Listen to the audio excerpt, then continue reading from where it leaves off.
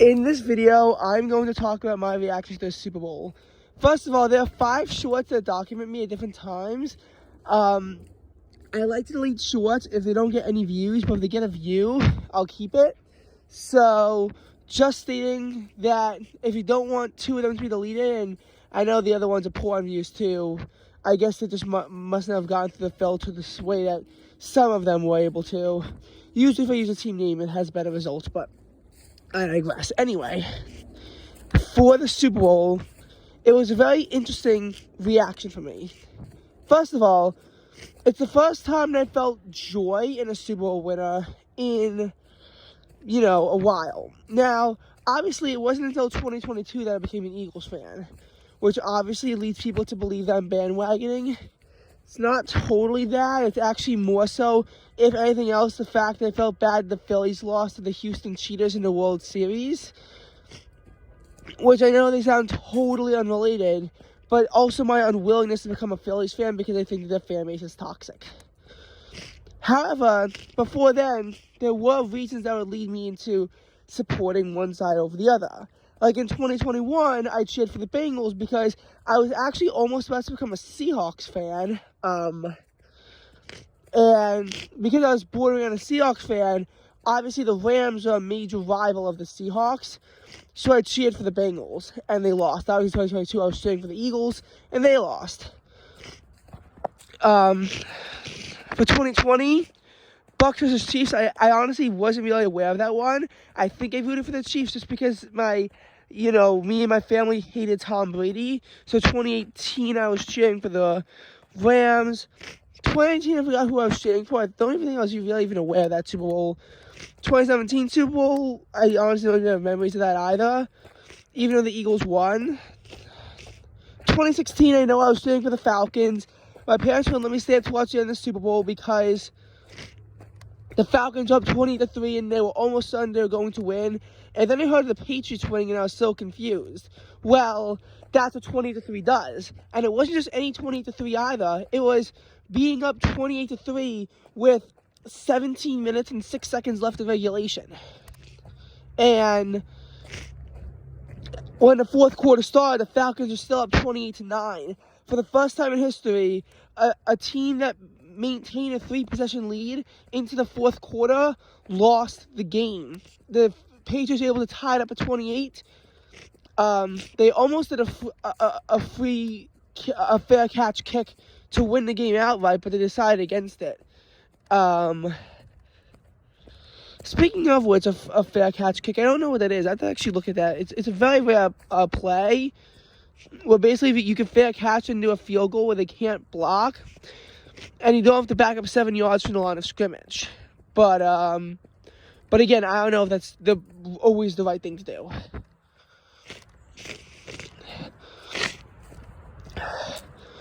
Now, in any case, I'm not usually happy about a Super Bowl result.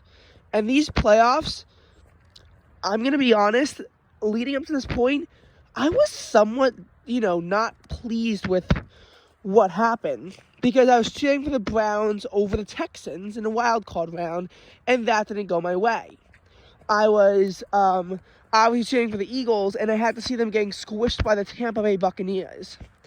I was pleased with the Lions beating the Rams. I was very pleased when the Packers beat the Cowboys. I was pretty happy when the Chiefs beat the Dolphins, even though I kind of felt bad for the Dolphins, knowing that if the Lions won and the Dolphins lost, the Dolphins would have the longest postseason win drought in the NFL, having not won a postseason game since 2000. But it's hard to feel sympathy for the Dolphins when they choke on the division to the Buffalo Bills.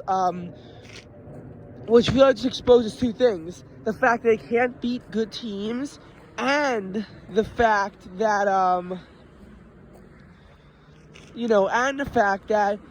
not only can they not beat good teams, but you also the fact that they lost to a bad team mix than they're the Titans, and again, they blew a 2-possession lead with less than 3 minutes left, which is very impressive for the Titans to do. As far as the final game, Bills-Steelers, this is the one game I didn't watch a single bit of in the postseason. And after the wild card round, I watched every single game to their entirety. But as far as that game, I was cheering for the Bills. And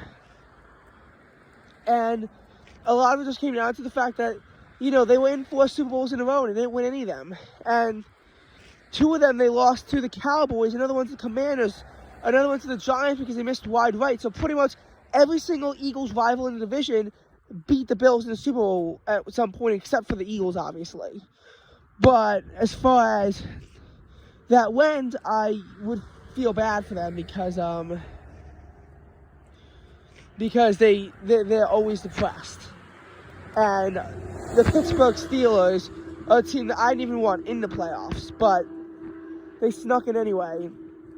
A lot of people call it the flukiest postseason appearance ever.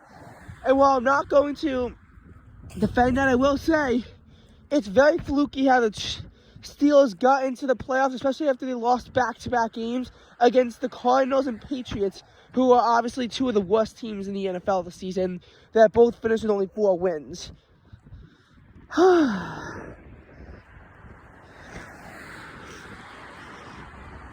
Now, in the wild card round, obviously, you know, a lot of the games went my way, but like Bills Steelers, I didn't even watch that game at all. And a lot of the games, you know, I wasn't really that energetic on. Bucks Eagles, of course, I was depressed watching, and same for Texans Browns. And then you get to like Packers Cowboys, and obviously I was very energetic in watching the Cowboys lose.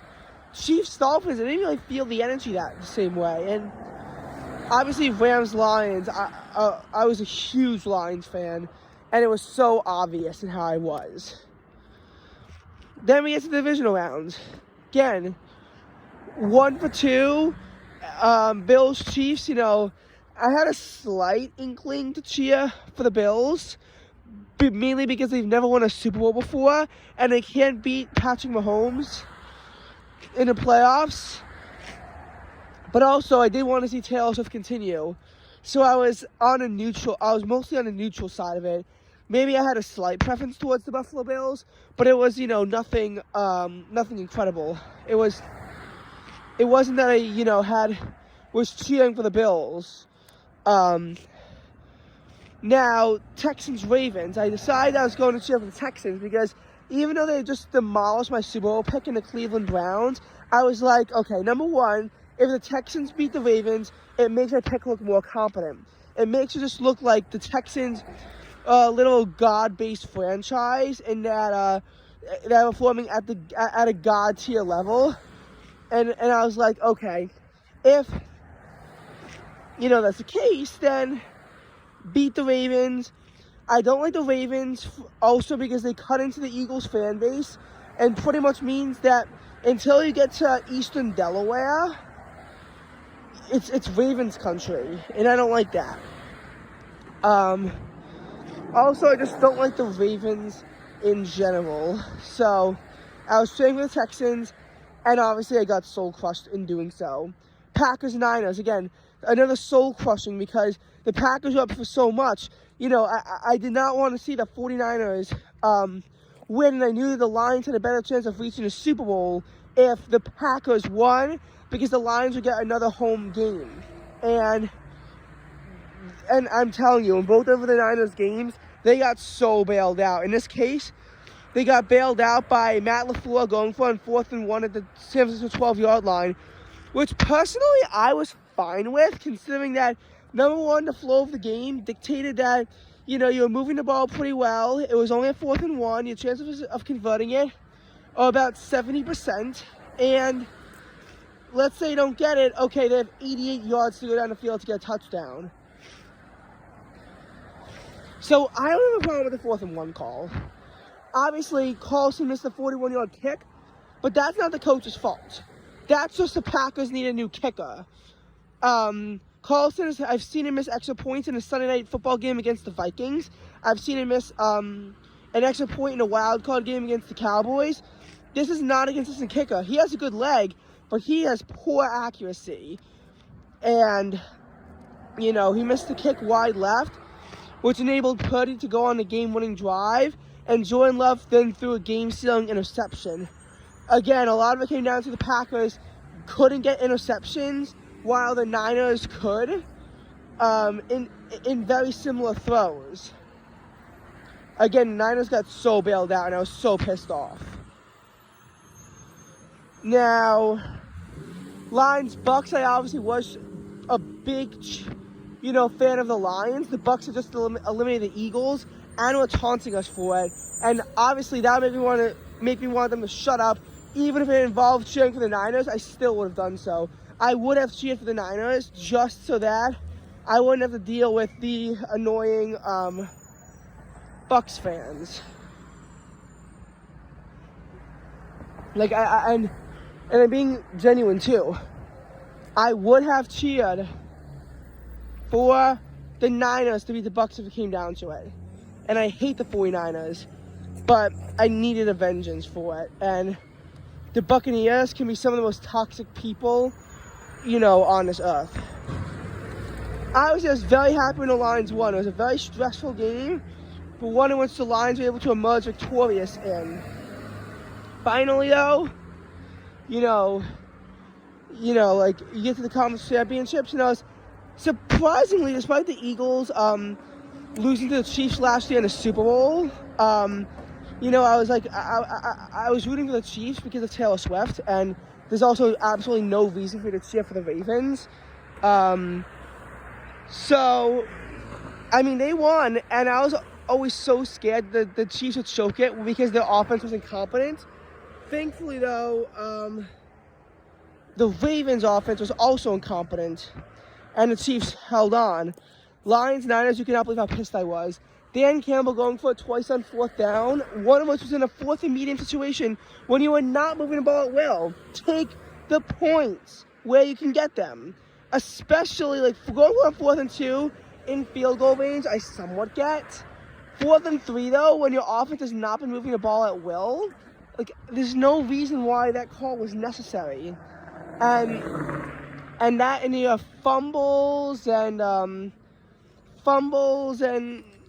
all that stuff, it really just does enable a team to just choke everything away. So obviously, Chiefs, Niners, not my ideal Super Bowl. Before the playoffs, I wanted it to be Eagles, Browns. Once they lost, I wanted to be realistically Lions, Texans. I thought that would be a fun Super Bowl. When we got to the conference championships, I wanted it to be Chiefs, Lions. And I got Chiefs 49ers. Again, it wasn't the best thing in the world, but at this point, all the eyes were down on this Taylor Swift Super Bowl. So I was cheering for the Niners. The Chiefs are masterminds when it comes to being down 10 points. They were down 20-10 against the Niners in the start of the fourth quarter in last year's Super Bowl. They came back to win 31-20. Against the Eagles had a 24-14 lead at halftime, and the Chiefs came back to win 38-35. This year, at the end of the second quarter, right before halftime, the Niners had a 10-0 lead. The first quarter was scoreless. It was actually a pretty bad game. And when the Chiefs were down 3-0, they fumbled at the San Francisco 9-yard line. And there was a lot of punting. It was a very kick-heavy game. We saw Jake Moody set the record for the longest field goal in the Super Bowl at 55 yards, only for it to then be eclipsed by Harrison Butler kicking a 57-yard field goal to make it 10-6 once it was the second half, because we saw the Mahomes throw an interception, but then we saw the Niners go 3-and-out. The Chiefs went 3-and-out. Speaking of which, I know you're going to question me about that 4th and 1 call, the punt at the Chiefs' own 10-yard line. Personally, I was fine with that because this was an offense that was not moving the ball, but a defense that had done a pretty good job. So I was fine with it. And the Niners had to give up the ball, and then obviously we did a 57-yard field goal by the Chiefs. The Niners then got a, muffed punt. This was huge for KC. KC, absolutely needed that muffed punt. And because the punt was muffed, this gave the Chiefs great field position to score a touchdown to make it 13-10 to end off the third quarter. Fourth quarter, lots of scoring, and I'm telling you, that Jake Moody missed extra point was the game. because it made it 16-13. It made it so the Chiefs could try a field goal in that, it made it so the Chiefs could try a field goal in a spot when they were facing 4th down and they could just tie the game at 16. They could do that because obviously Andy Reid is not Dan Campbell and will not do stupid things to the ball facing 4th and medium when a field goal is a very viable solution. He just kicked the game winner. But if it was 17-13 and that extra point went through and it wasn't blocked, by the way, I heard the pick 2 attempt failed, to bring it back down and make it 13-12. I didn't actually see that, so I have to look at that because that was when I was taking a shower. But again, you had a big blocked extra point attempt by the Chiefs. Unfortunately, they couldn't return it for 2 the other way. But I'm telling you, if that had went through, they could not have kicked that field goal because they'd still be down 17-16. They would have to have gone for the touchdown. If they didn't get it, they'd be down 4. But you can't be down 1 in that spot. You just can't. Because the Niners then got a field goal to make it 19-16, and the Chiefs got a field goal tied at 19. Had that point went through, it would have been 20-19. At the end, they would have had to have gone for a touchdown. Maybe they would have been more aggressive going about it, and in that case, they would have won the game in regulation. Obviously, it went to overtime. It was the first time we saw overtime in the new rules. And that theory of, how a touchdown doesn't end the game was almost seen, but the Niners couldn't convert on 3rd down, so they set up a field goal to make it 22-19. The Chiefs could have just gotten an easy punt off, but there's a holding call, which I was like, oh God, because the Eagles lost the Super Bowl because of a controversial holding call. So this one wasn't controversial. Nonetheless, they had to set up a field goal. The Chiefs got the ball. It was very risky because they faced 4th and 1. But if they didn't convert that 4th and 1, that was game. A turnover would have ended the game and let the Niners win. So I was holding my breath for them to convert. And then they faced a 3rd and 7 again, holding my breath. I was holding my breath when the Chiefs nearly fumbled the ball. Because obviously, that would be a game-ending fumble. We actually almost saw that in the Eagles-Bills game in overtime, where the Eagles almost fumbled the ball, but it was instead ruled to be an incomplete pass and not a fumble, which kept the drive alive for the Eagles. And actually, those games were very, very similar. We saw the Philadelphia Eagles, get a touchdown after they were held to a field goal after the Niners won the overtime coin toss. Now, the difference is that in this case, overtime was in quarters, and we didn't see that because Patrick Mahomes with 3 seconds left in first overtime got a touchdown, but overtime is a 4 quarters thing, so if it really went scoreless, it would go on for 4 quarters before they would do the coin flip. So the Niners, it wouldn't be an automatic victory for them, which is why the Chiefs did not call timeout. But they plowed it on a 1st and 3, they got it through, and they were able to end the game. It was the longest Super Bowl in history, because only one Super Bowl before then went to OT, Super Bowl 51, but that was resolved within 4 minutes into overtime as the Patriots scored a touchdown in the opening drive, and it was a fourth rule change. The rule change wasn't even inspired by that game. It was inspired by the 2021 divisional game between Kansas City and Buffalo. And now, we almost saw those rules go into effect. And I'm telling you, if the Niners were able to convert that 3rd down, they would have knelt down that clock, kicked the field goal, and I'm not totally saying they could have totally knelt down the clock all the way. Because had they done that, the Chiefs still had 2 timeouts. But they would have had to have used both of those timeouts as the Niners would have ran down the clock. And then they would have gone to kneel down 40 seconds and take it down to about a minute left instead of there being 107 seconds. There would have been about 67 seconds left. And the Chiefs would have had to have gone for a much longer field goal. I swear to God, they should have made Harrison Butker the MVP. I know they wanted to make it Patrick Mahomes, but their defense stepped up more so than the offense. And I'm telling you, if not for Harrison Butker, that would not have been possible. I mean, he drilled record field goals, and Harrison Butker really was the reason why they won the Super Bowl. But it was probably, this could go get down as the best Super Bowl of all time. I mean, it didn't have a lot of scoring in the first half, but it had a comeback, overtime, just tons of interesting stuff.